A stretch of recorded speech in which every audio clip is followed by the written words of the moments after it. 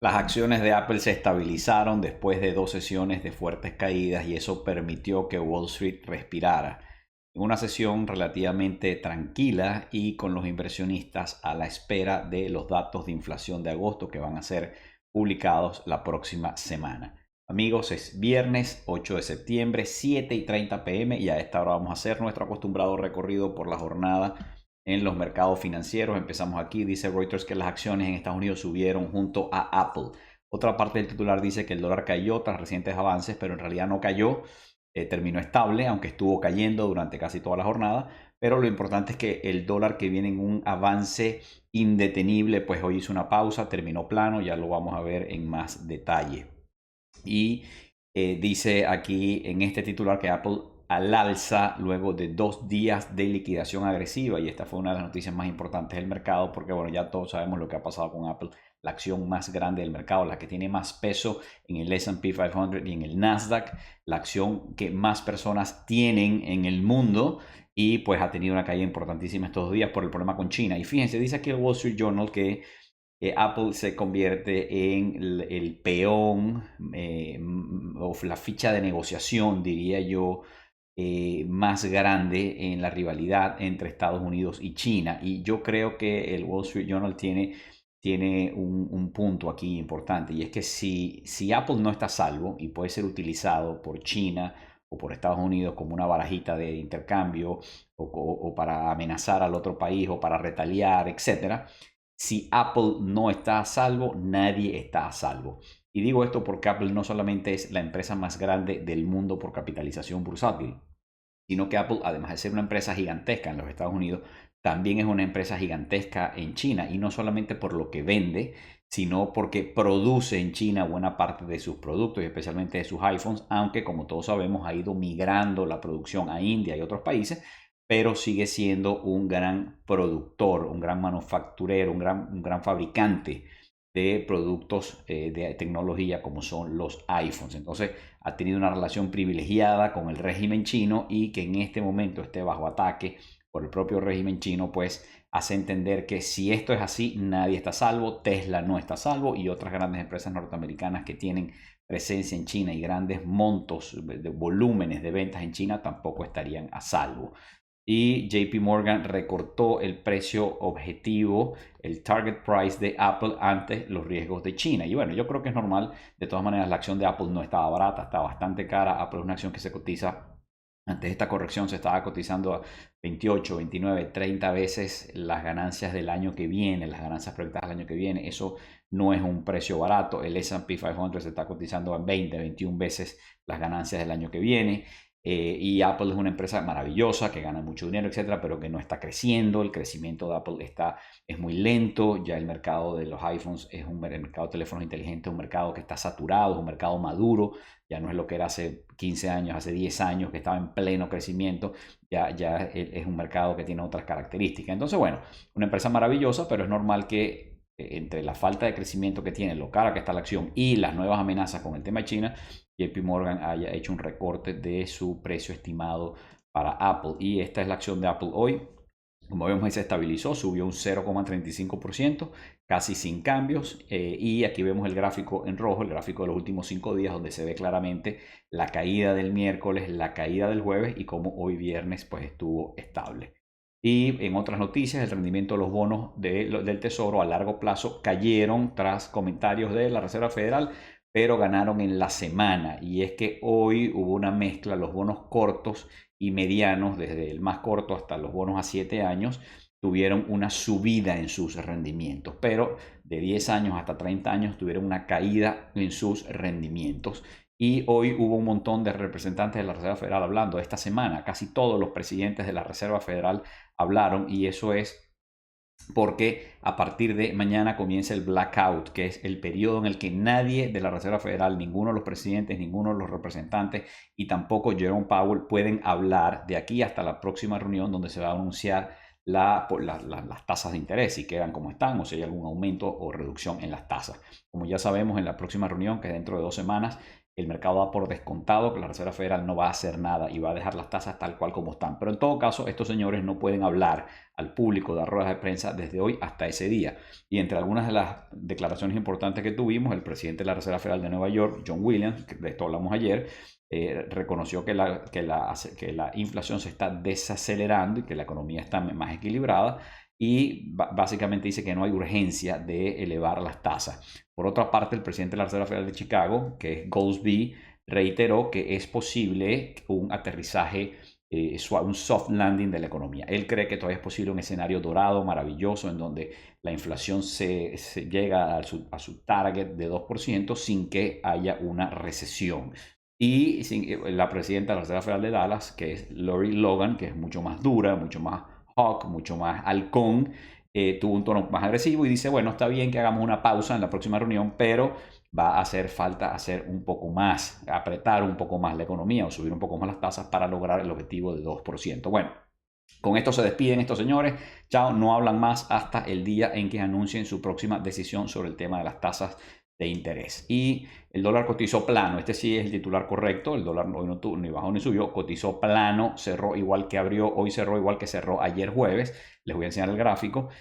Pero sin embargo fue otra semana de subida. Sumó su octava ganancia semanal. El dólar se sigue fortaleciendo, el superdólar. Y esto es un tema recurrente que mientras que esté allí y se siga fortaleciendo va a ir generando efectos en los mercados financieros, y aquí lo vamos a ir viendo. Y el yuan se hundió, la moneda china sigue hundida porque, bueno, así como la economía norteamericana está fuerte, es resiliente y eso fortalece al dólar, pasa lo contrario en China. La economía china está débil, está generando dudas, preocupaciones, no solamente desaceleración económica, sino más riesgo crediticio. Y bueno, eso por supuesto afecta el yuan y hay inclusive una fuga de divisas en China. Es decir, hay gente sacando su dinero, tratando de convertir sus yuanes en moneda dura para salir de los yuanes, pero recordemos que China no tiene libertad cambiaria, como no tiene libertad en muchas otras áreas. No es un mercado donde hay libre convertibilidad, hay miles de regulaciones para los extranjeros, para los locales. Bueno, en fin, es un tema complejo, pero no hay libre convertibilidad. Dice aquí que el yuan chino cerró la sesión doméstica con la cotización más baja desde el 2007, mientras lucha contra las presiones de salida de capitales y el aumento de la brecha de desempeño con las principales economías. Mientras que las principales economías del mundo van así, la economía china viene así, que es una reversión de lo que hemos visto antes, porque típicamente durante las últimas 2 décadas era la economía china la que subía 5, 6, 7% al año, mientras que el mundo crecía lentamente. Y el índice del dólar, siempre lo vemos aquí, siempre yo se los muestro, que mide al dólar contra una cesta de monedas, se mantuvo estable en 105.05, en realidad 0.6, ya lo vamos a ver, y alcanzó un máximo de 6 meses y ha ganado un 0,6 en esta semana. Y el euro, que es el mayor componente de esa cesta de monedas contra la cual se mide el dólar, estaba encadenando su octava semana de pérdidas. Bueno,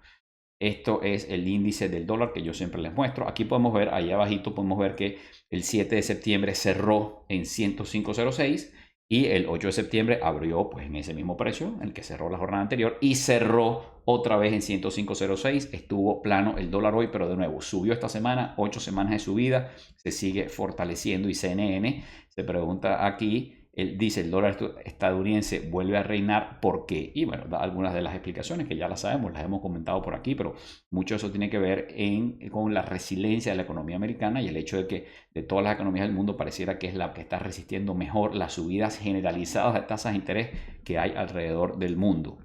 Y bueno, el oro subió, dice, por la debilidad del dólar. No es que el dólar estuvo débil hoy, como vimos, quedó estable, pero bueno, no subió y respiró un poco, se estabilizó y eso ayudó al oro a que subiera ligeramente, pero cerró en baja. Al oro le ha ido mal en la medida que el dólar se ha fortalecido. Y esta es una noticia que no es buena para los bancos centrales, no es buena para los consumidores. El petróleo subió a su punto más alto de los últimos 9 meses y tuvo su segunda ganancia semanal seguida, mientras que hay preocupaciones por la oferta de petróleo. No es un problema de demanda, no es que la demanda haya explotado. De hecho, hay preocupaciones sobre la demanda, sobre todo porque si la economía china se afloja, la demanda de petróleo va a decrecer, la demanda de energía. Y el problema es el suministro. Y recordemos que Arabia Saudita y Rusia han hecho recortes, están manteniendo esos recortes, hay poco suministro, no hay suministro suficiente. Y fíjense, este gráfico se los traigo aquí porque me parece preocupante. Esto es la reserva de petróleo, la reserva estratégica de los Estados Unidos. Ustedes saben que Estados Unidos tiene esa reserva estratégica para usarlo en caso, esto se creó a raíz del embargo petrolero en los años 70. Estados Unidos dijo, no puedo seguir, yo necesito como un mecanismo de defensa tener petróleo guardado en unas cavernas, en una reserva estratégica para usarlo en caso de emergencia. Sin embargo, lo han estado usando, especialmente la administración Biden empezó a usar la reserva estratégica muy temprano, hace un año, algo así, para tratar de bajar los precios del petróleo. La reserva estratégica no debería ser para bajar los precios del petróleo, sino para atender emergencias, fallas en el suministro. Sin embargo, lo usaron de esa forma y los inventarios han caído. La reserva está en su nivel más bajo en muchos años, justo ahora, que es cuando más falta hace tenerla. Y este gráfico lo que muestra no es la cantidad de barriles que hay en la reserva estratégica, que ese es generalmente el gráfico que vemos. Esto es cuántos días de reserva tienes en esa reserva, valga la redundancia. Entonces, el promedio histórico son 65 días. Es decir, el promedio histórico es que hay 65 días de consumo de los Estados Unidos en esa reserva estratégica. Y aquí vemos cómo ha sido histórico desde el año 82, a veces está por encima del promedio, a veces está por debajo. Por supuesto, cuando vino el COVID se disparó, ustedes lo ven allí, porque bueno, nos encerramos en nuestras casas, los aviones se quedaron en tierra, los carros se quedaron en las casas, nadie podía salir. Entonces, el petróleo que estaba en la reserva estratégica era el mismo, pero ya no iba a durar 60 días, iba a durar 90 días, simplemente porque cayó abruptamente la demanda de petróleo. Pero bueno, después vino la reapertura y tal, y todo se normalizó. Pero ahora ha caído y está en un punto, en su punto mínimo, por lo menos de lo que abarca este gráfico, que son 40 años. Está en 46 días. Para eso es lo que alcanza la reserva estratégica hoy. Eso no es un nivel cómodo, no es un nivel en el cual el gobierno pueda seguir diciendo saquemos petróleo para bajar los precios. No. Entonces hay varias preocupaciones con el tema del petróleo. Y viendo Europa, las acciones europeas detuvieron la racha de pérdidas. Esta semana fue de pérdidas en las acciones en Wall Street y también en Europa, como lo vimos por aquí. Pero dice aquí que detuvo estas rachas tras el repunte del sector de lujo. Y es que así como quien estabilizó hoy a Wall Street fue Apple, la empresa más grande, quien ayudó al repunte en Europa fue Louis Vuitton Moet Hennessy, que es una de las mayores empresas europeas y es una empresa concentrada en el lujo, como ustedes bien saben. Esta es la acción de Louis Vuitton y hoy estuvo arriba un 2.20% y allí pueden ver en rojo el gráfico de estos últimos 5 días. Estuvo bajando y bajando como estuvieron todos los mercados, pero bueno, hoy repuntó y ayudó a que el Stoxx 600 pudiera revertir la caída que tuvo esta semana.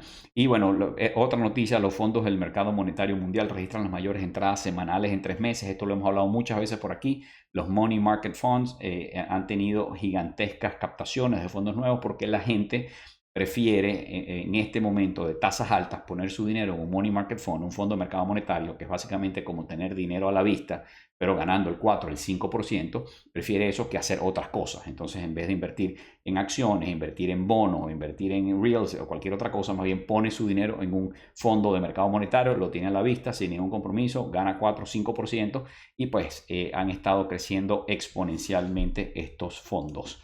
Y dice el Wall Street Journal que los pequeños inversionistas están buscando un poquito de menos riesgo, yo diría no riesgo, sino de menos volatilidad, y entonces están poniendo más dinero últimamente. En las últimas 5 sesiones han puesto más dinero en los ETF, en fondos como el S&P 500 o el triple Q, el Nasdaq 100, que ustedes conocen muy bien. Han estado poniendo más dinero allí y menos en acciones individuales. Es decir, en vez de poner dinero en Tesla, Apple, Nvidia, acciones individuales, están poniendo más dinero en términos relativos en los índices que, bueno, le dan exposición a estos sectores, pero tienen menos volatilidad. Por supuesto, un índice de 500 acciones como el S&P 500 tiene menos volatilidad que una acción como Tesla que puede subir o bajar 5 y 10% en cualquier día, ¿no? Y de hecho lo hace con alguna frecuencia. Y bueno, aquí dice Bloomberg que la Reserva Federal tiene cada vez más esperanzas de que puede evitar una recesión, pero este titular no lo puse aquí por esa noticia, sino por uno que está abajo en chiquito y dice que los households, es decir, los hogares, las familias en Estados Unidos, su patrimonio creció, dice, brincó a un récord porque las acciones y los precios de las casas han subido. Recordemos que el grueso de la riqueza de las familias, de los hogares en los Estados Unidos, vienen dado por una combinación de real estate, es decir, un activo inmobiliario que generalmente es la casa, la vivienda principal, es usualmente para la familia promedio es una casa que tiene un costo relativamente elevado para ellos, pero que lo compras con un crédito a 30 años y lo vas pagando poquito a poco, vives muchos años en esa casa, tienes un crédito hipotecario, una tasa bastante buena y claro, después por efecto de la inflación, tú vives en esa casa 10, 20 años, 20 años la casa vale el doble, el triple, el cuádruple y se convierte en un gran activo para la familia. Entonces, como los inmuebles han crecido y especialmente después del COVID se han revalorizado tanto, pero además el mercado de acciones, que el año pasado le fue muy mal, recordemos que el mercado cayó 20%, no recuerdo el número exacto, en el 2022, pero el primer semestre de este año se disparó, y especialmente en el segundo trimestre. Aquí lo que está diciendo esta noticia, y aquí les tengo más detalle, es que la riqueza de las familias aumentó. ¿Y por qué esto es importante?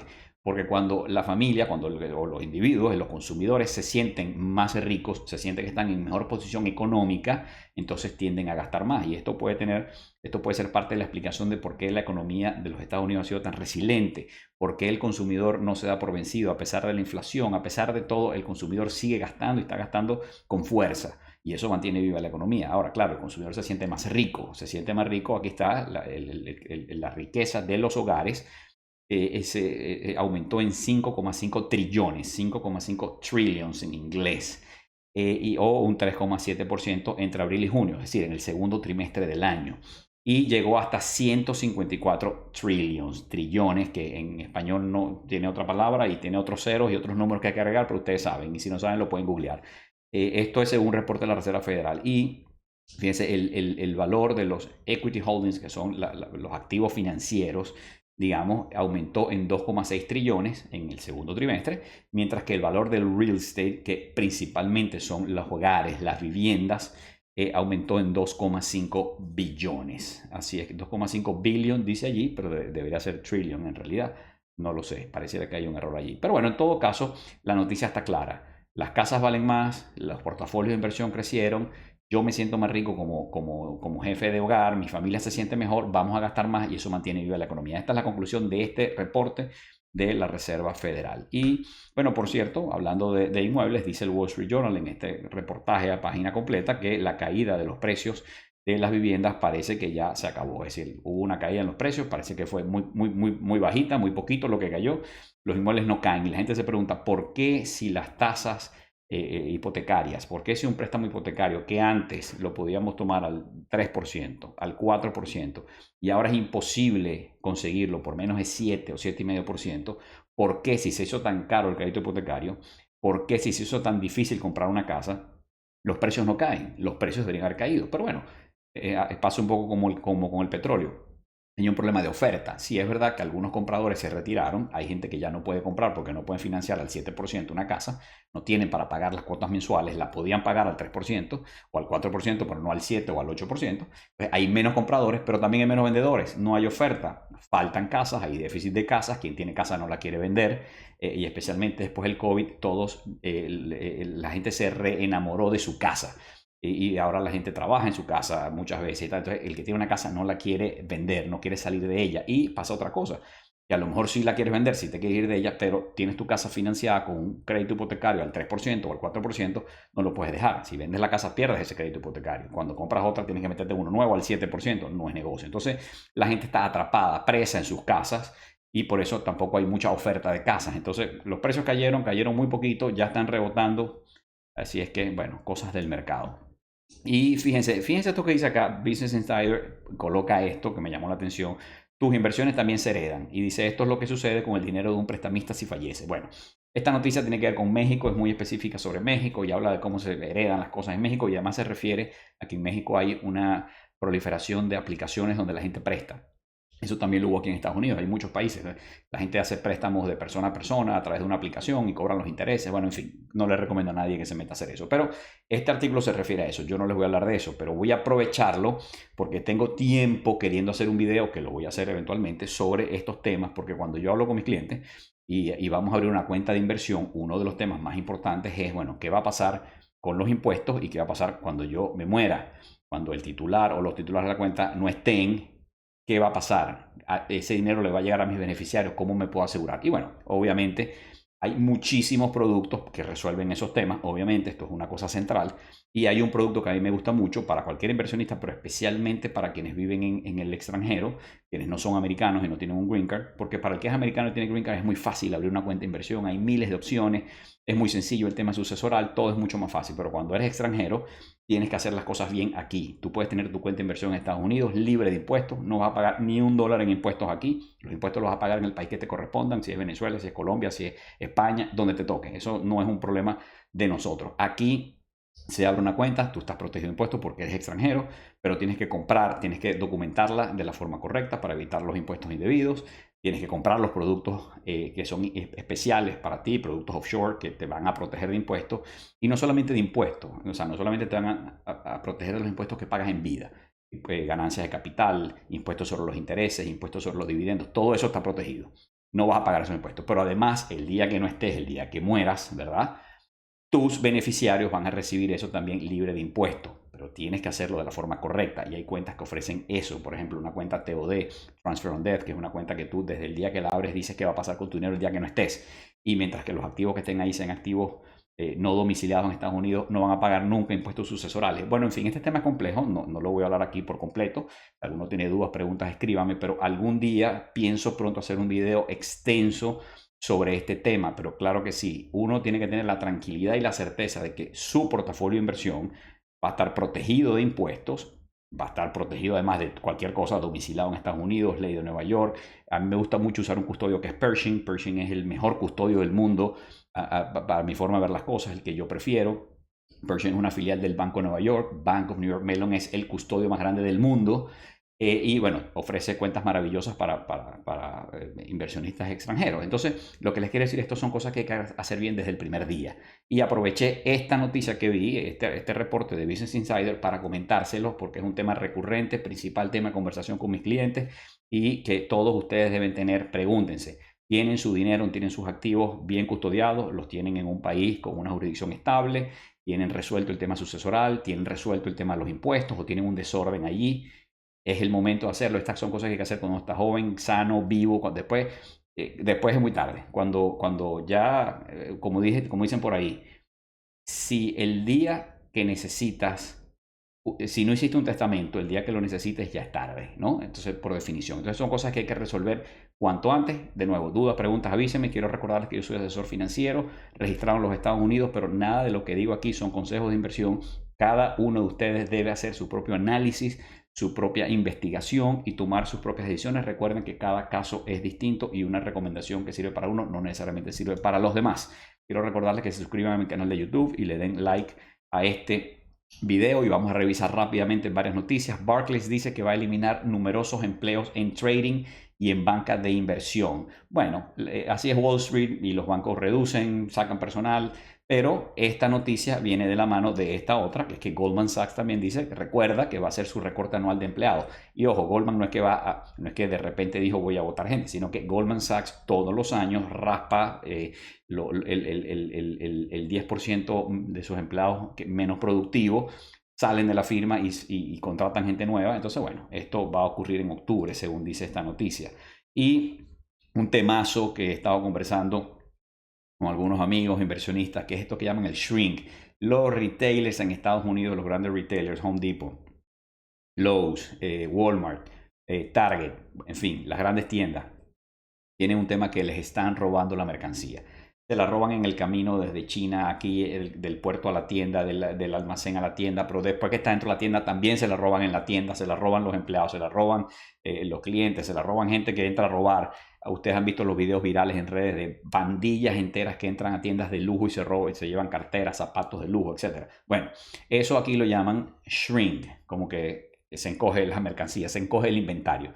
Es una forma de evitar decir la verdad, es robo. Son robos, hay gente que roba, pero es un tema políticamente sensible. En algunas ciudades casi que no se puede decir. Hay empresas y negocios que le dicen a sus empleados, si aquí entra alguien a robar, no hagas nada, no lo confrontes, no lo toques, déjalo que se vaya, que se lleve lo que se vaya a llevar. Una cosa, pues, bueno, increíble. Y este shrink, que es una forma de decir la mercancía que se roban y que se pierde, dejó pérdidas cercanas a 1 billón, es decir, $1.000 millones en Lowe's. Lowe's es la competencia de Home Depot, un poco más pequeño que Home Depot, pero bueno, una excelente tienda, una excelente empresa pública.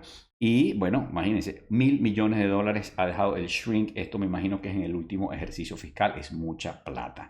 Y otra noticia, Argentina deberá pagar $16.000 millones por la renacionalización de YPF en 2012. Bueno, estas son cosas como las que hizo Chávez en Venezuela. Bueno, también lo hicieron los Kirchner en Argentina, nacionalizando empresas irresponsablemente. En algunos casos fueron robos. Aquí no sé si en el caso de YPF hubo una indemnización en aquel momento o no, pero se ve que los dueños, los accionistas demandaron. Ahora hay una sentencia de 16.000 millones de dólares contra el Estado argentino, que me imagino que lo van a apelar. A lo mejor la logran reducir, pero a lo mejor quedan 10, a lo mejor quedan 8, a lo mejor quedan 5. De todas maneras es mucho dinero, esto es una irresponsabilidad de esas típicas de nuestros gobiernos en Latinoamérica. Y el próximo presidente argentino, sea Milei, sea el que sea, le va a tocar con todos los problemas que ya tiene la economía argentina encima y toda la volatilidad que hay hoy en los mercados. Además le va a tocar cositas como estas, que son regalos que vienen del pasado, errores del pasado. Bueno, vamos a ver los cierres de los mercados alrededor del mundo. Tenemos que, bueno, Tokio cayó más de 1%.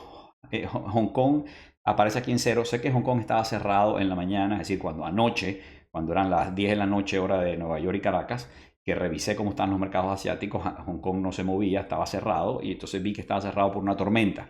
Y aparentemente no abrió, al final lo habían cerrado el trading de la mañana, pero aparentemente lo cerraron todo el día porque está aquí en cero. Entonces Hong Kong no abrió, Shanghai cayó ligeramente y Seúl también cayó ligeramente. En Europa rebotó un poco, como ya vimos, Louis Vuitton y otras empresas ayudaron a que los índices se recuperaran. El Stoxx 600 subió un 0,22% y la mayoría de las bolsas terminaron en verde, a excepción de Zurich.